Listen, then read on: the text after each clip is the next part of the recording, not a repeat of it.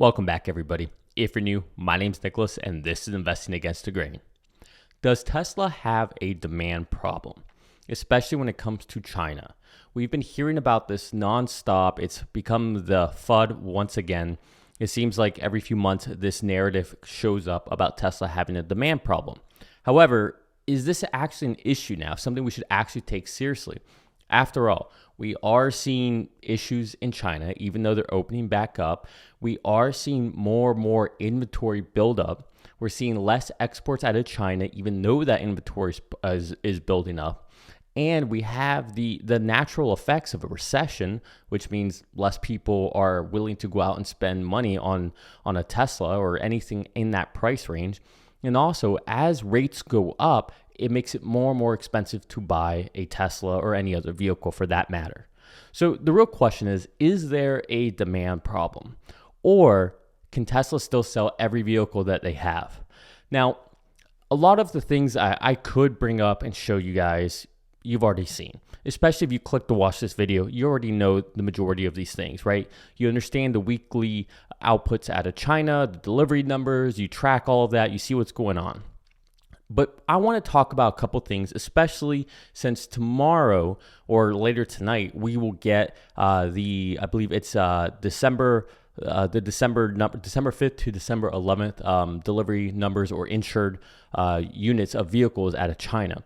So before we go into that, I want to also take a look at some other potential issues that might arise from an inventory or a demand problem when it comes to Tesla. So let's try to dissect this a little bit. And I'm not going to try to inundate you with a whole bunch of charts you've already seen, but I want to build this up because I do have a greater point I want to make that addresses the so-called demand problem, okay? So first of all, let's level set. We just got done seeing the November deliveries out of China, and we had record numbers, right? I believe it was something like 69,000, maybe it was 60,000 local deliveries, and then I think 30,000 exports, something like that, right? The numbers were great, is the bottom line. That's all you really need to worry about. So we saw great deliveries in China. We saw great exports out of China, and everything seems to be going swimmingly. But this narrative still remains out there. And what didn't help was that last week of November and into December, we did see a drop in deliveries or at least registered vehicles out of China. So with that said, let's start to break some of this down. First of all, I'm going to share my screen and we're going to look at what Troy Teslike posted earlier today or 44 minutes ago. All right, so here we can see he says Tesla China weekly car insurance data is expected to be released in 12 hours. So 16,000 would be as expected. 18,000 would be very good. Now, this is what I was talking about before. Look here. From the 28th of November to the 4th of December, we only saw about 11,600 vehicles. So you could see that kind of trailed off, right? So we saw at the beginning of the quarter what we expect, right? This is Tesla's main export factory. You guys know all this. So deliveries within the domestic market will be less. Okay, we get that. So we have 9,000, 8,000, 11,000, right? And we see this ratcheting up, and that was going well. But then right on the back of what we heard with regards to November numbers, we got this right here. We got this drop in insured registrations. So the question is, what's that about? All right, there's many things this could be attributed to, but there's a good chance that this just has to do with just the logistics of things and when things got insured. It's possible. This 16,000 might have been higher than what it should have been. Maybe that should have been over here. Maybe we get an overcorrection here. But I do think that this number that we're going to get soon is going to be very important because this will essentially tell us what's really going on and if there is a demand issue. Now, the truth is we have no way of knowing other than seeing the data come out.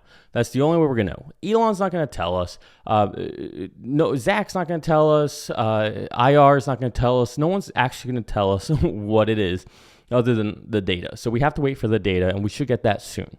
But let's still put our thinking hats on, and let's break this down a little further. So we got 16,000 here projected by Troy. He says 18,000 would be very good. Now, you might be wondering, much as Gary Black was wondering, let me scroll down here, why do we expect an increase from 12,000 registrations last week? Okay, so Troy responds, because the additional 6,000 yuan started on the 7th of December. Remember, this was a discount. And people who ordered before December will still get the 8,000 yuan insurance discount too. 14,000 yuan discount in total, as long as they take delivery by the 10th of December. December orders get 4,000 yuan insurance discount. Okay, so that potentially explains that. Now, the real question, though, is what if they don't get to 16 or 18,000 vehicles? What if the count is less? Is that reason to be concerned? Well, it might be. But at the same time, you have to realize that all this is kind of cyclical.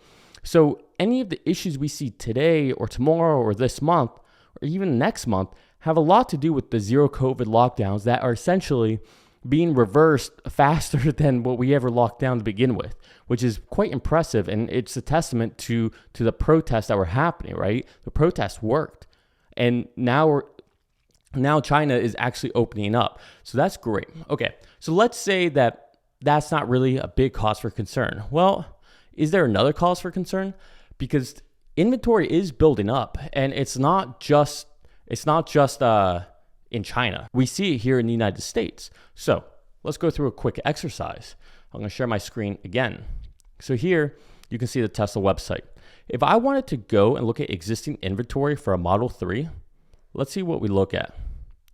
We got 2, 4, 6, 8, 10, 12, 14, 16, 18, 20, 22, 24, 26, 28, 30, 32, 34, 36, 38, 40, 42, 44. I mean, look at this. There's a lot of inventory here. Now we're loading because we got more to load. And keep in mind, this is only Model 3. So if I can keep going. So there's, call it maybe 80, maybe 100 vehicles here. So if this is an issue, because even in the States we're seeing this, and mind you, I'm just in the Florida region. So everything we're seeing here, I believe, is just within the Florida market.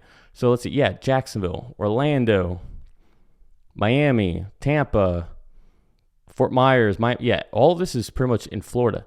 And it's not just the Model 3, right? You might think, oh, well, it's not as popular a vehicle as the Model Y. Well, let's take a look at the Model Y. Let's go to existing inventory, see what that looks like. Look at this. Again, we see the same kind of thing, right? We have a lot of buildup here. So there is, mind you, it's actually less. This has come down some, but it's still a lot, right? So just between the Model 3 and the Model Y, there might be a total of, call it 150 vehicles within the state of Florida. Now, that's just Florida. So imagine if you had that across all the states. Every state had that, say, 150 buildup. So what does that come out to? Well, I don't know off the top of my head. So let's just do some quick math. 150 50 times 50, that'd be 7,500 vehicles. 7,500 vehicles.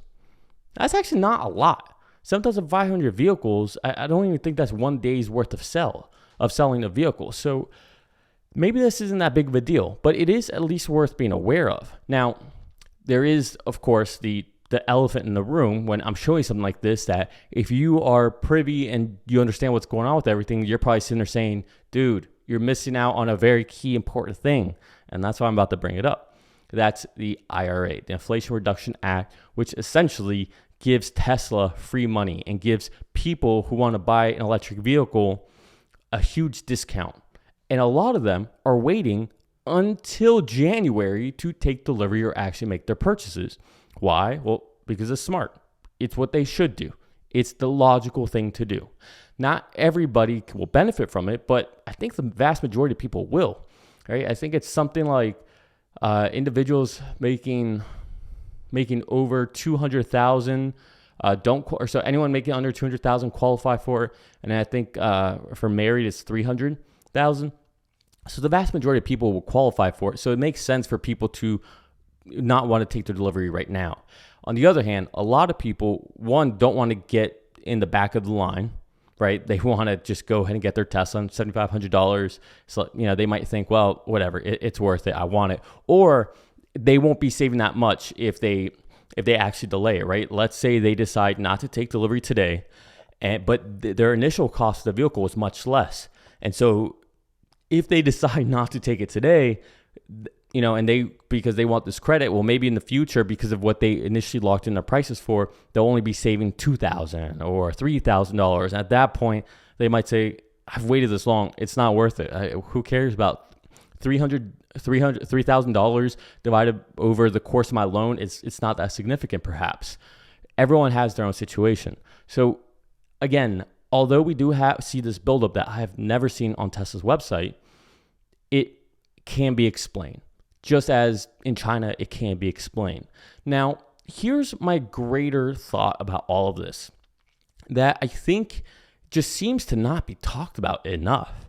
Look, Elon Musk had originally said that it's embarrassing. It takes an embarrassingly long amount of time to get vehicles into the hands of customers. It's not a great customer experience to tell someone, yeah, you have to wait 2 months, 3 months, 6 months, a year, a month. It's not a good customer experience. When I want to buy something, I want it to be there. It's the same reason why I would never go unless it's a rare exception, I won't go and buy something from a brick and mortar store. I'll just go onto Amazon. Why? Well, because I know it's going to be there. I know it's going to be in stock. The color I want, the size I want, the amount I want, whatever. And I don't have to go out into my car or whatever. It's that convenience. I want it, I buy it. I don't have to wait. Whereas with Tesla, that's not the case. I can't just, I want it and I buy it. It doesn't work that way right now. Right now, you have these lag times. And Elon specifically said that to him, this is embarrassing and we need to fix this. On top of that, they have also been talking nonstop about wanting to get rid of this wave, right? We go all out at the end of the quarter and then we crash. We go all out and we crash. And we're living quarter by quarter, which is not long-term thinking. It's everything against the ethos of the company. And so they want to smooth out that wave. Okay. So if we know those two things, if we know he thinks it's embarrassing that it takes so long to get a Tesla in someone's hands who wants to buy it, and we know that they want to smooth out this wave, not just for consumers and for numbers, but mainly for the employees. The employees get burnt out, and it's all hands on deck type initiative, rather than the whole motto of slow is smooth and smooth is fast. And that's more so what they want to get to. They want to think about the bigger picture. So I think they are intentionally overproducing vehicles right now. They are trying to produce as many as they can to go everywhere as far as they can so that there is some inventory in every market. Imagine that. You want to buy a Tesla, and whatever you want to buy, whatever trim, whatever way you want it, white seats, black seats, a Y, a 3, performance, long range, you can just get it. Maybe it's a week at most, but you'll get it. It'll be there. It'll be ready. It'll be delivered to your house. Imagine how much better that customer experience will be rather than having to wait. And so I think with China opening back up and with the turning of the year and us getting the IRA in the United States, you're going to see all of this demand issue just go by the wayside. Now, we still have to deal with Q4. Okay, Q4 is still something that we have to contend with. And the truth is, I think it's going to be fine. I mean, let me see if I can pull up a calculator here. Let's say that we know, because we do know, that Tesla, I think it was 60, let's just say 60,000 in the first month of this quarter. 60,000 out of Shanghai. Plus, we know they did what? 100,000? Let's say 100,000 out of Shanghai in the second month. And so now we're in the last month, December. And this is the month that everyone's kind of up in arms and questioning. Okay, fair enough. Well, let's say we don't screw that up. Let's go back here. So we're at 160,000. And let's say that they only do, I don't know, say 80,000. Okay, so that comes out to 240,000 vehicles out of Shanghai. All right, I think that's pretty fair. 60 in the first, 100,000 in November. We know there's some inventory there. That is why it was so much higher. And let's say they can do 80. Actually, you know what? We'll leave that. Let's say 80,000. Okay. Then let's say we get, I want to say 140,000 out of Fremont, but let's just say it's 135,000. Okay. Right. So let's say 135,000. And then let's say maybe we get 30,000 out of Berlin. And you know what? Let's say another 30,000 out of Austin. So plus 30,000. Okay. So that puts us at 435,000 deliveries. That's pretty much on target. I mean, and this is, I mean, even if you said, okay, maybe you're wrong, let's take 5% off, what would that come out to? 413,000. All right, this would be a disappointing number. So I definitely think there's definitely a place for Tesla to do well here. Now, again, I think this is pretty conservative. I mean, I'm essentially taking about an extra maybe 20,000 off between Fremont, China, Berlin, Austin. There's probably another 20,000 you could work with there. So let's say on the best case scenario, we were at, what was that, 435, add another 20, is 455,000. I think that's doable. It's possible. The only question really is, can they get keys into the hands of customers? And that's what it's all going to come down to. So let's wrap this up. The main point is, I think these are good signs. All right. I know nobody wants to look at the stock right now. I know it's tanking for honestly no reason that has to do with the company at the moment, fundamentally. And we'll either get confirmation one way or the other about how things are going in China in a few hours. So this could be pretty big. But I think as long as we see good signs, out of registered insured vehicles out of China, I think it's going to be a decent quarter. I think they should be able to hit. And as long as there's not too many people who are canceling or pushing their orders in the States, I think it'll be just fine. And either way, look, we have such a bigger time frame in reality that it doesn't matter that much. Now, in the short term, I get it. We're all hurting, right? We see the stock down, 60%? Like this is just the most insane, idiotic thing I've ever seen. But the truth is, these things happen in the stock market and things ebb and flow. The good times are good. The bad times are bad. Tomorrow, one last thing, we also get CPI data. Now, I can tell you what I would expect. I think anything under 7.7% will be great, because I'll show that inflation is going the right way. I think there's a chance that we actually get a really nice surprise and we get, maybe a 7.2, a 7.4. That'd be pretty awesome. And I think Jerome Powell is going to come out. I think, or in the following day, he'll come out. As long as inflation is coming down or still, isn't going up, I think that we'll hit a 50 basis point rate hike.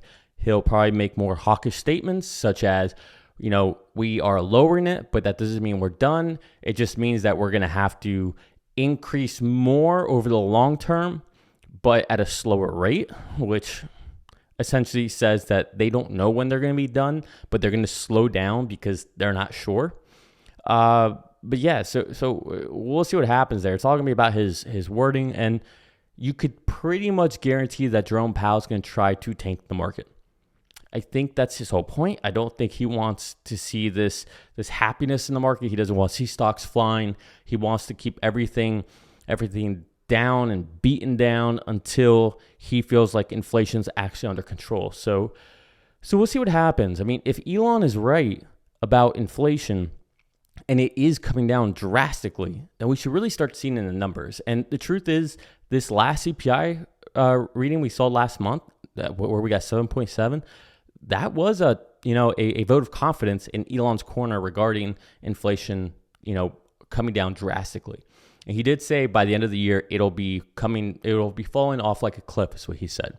So we'll see. Hopefully tomorrow is a good number. Hopefully, once again, it proves Elon right, Jerome Powell wrong. And hopefully this will cause the Fed to not only just slow down, but maybe come to a pause after this rate hike, which I think would be beyond bullish for the stock market. So look, there's a lot of reasons to be optimistic. If for no other reason, we have to go through these cycles one way or another. They happen.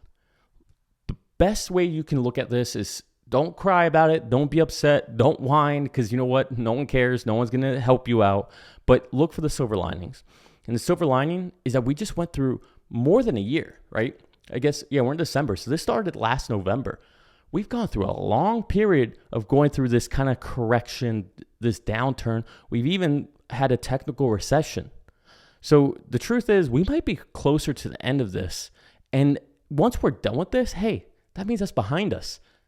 And we don't have to worry about that anytime soon, right? When we get through these good times, we're always sitting there thinking like, oh, it's eventually going to happen, because it always happens. Recessions come and go, right? It's just like getting a cold. You eventually will get a cold. You're never going to not have a cold again in your life. Well, markets get colds. And at least once we get healed from this cold, it's like, all right, we're good. We're healthy again. We can rock and roll. Like we have some runway here of good times. And I think that's the silver lining with all of this. And we'll be stronger than we were before. Tesla's fundamentals will be stronger than what they were. The company's essentially on full self-driving, right? Elon said it himself. So I just want to hop on. I want to talk about my thought there on the deliveries, the demand potential issues or not issues, and how really this is Tesla's goal. They want inventory. They want to get rid of the wave, and they don't want it to take so long to get vehicles in people's hands, right? That is a very big competitive advantage. If you want a Mustang Mach-E, but it's going to take you how long to get it, or you can just go get a Tesla now, like that, which one are you going to choose?